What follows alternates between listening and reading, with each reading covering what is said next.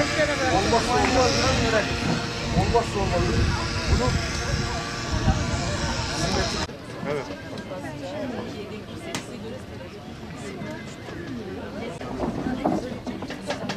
Biz kapatalım.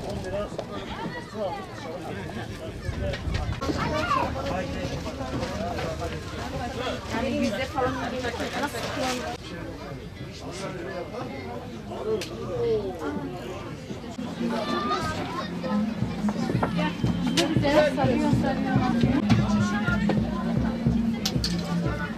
Şöyle tuttuk. Evin içinde.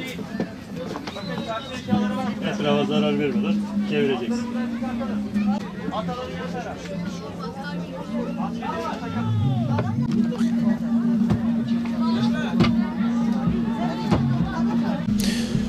İsmim Cumali Birol, Bitlis'in Adıcavaz ilçesinde aileden 3. kuşak baston imalatı yapmaktayız. Bugün 949'uncusu yapılan Ahlat Malazgirt şenliklerinde bizler de yerimizi aldık.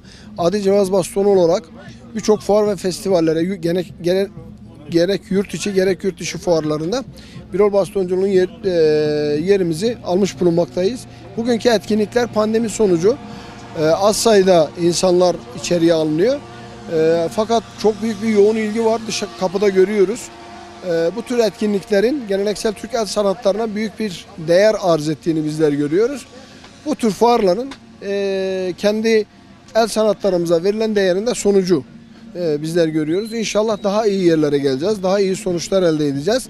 Tabii ki çırak eğitimi yetiştirmek kaydıyla. Bunların da çok önemi var. İnşallah bunlar da ileriki günlerde bir nebze de olsa ışık tutacaktır diye inanıyoruz. Her yıl olduğu gibi geleneksel Türk el sanatlarının Kültür Bakanlığı tarafından sergilenen bu sergiye bastonun da ilgisini bizler görüyoruz. Çok büyük bir ilgi var, çok büyük bir teveccüh var. Bunu da inşallah her yerde şeyini görüyoruz, secenesini görüyoruz.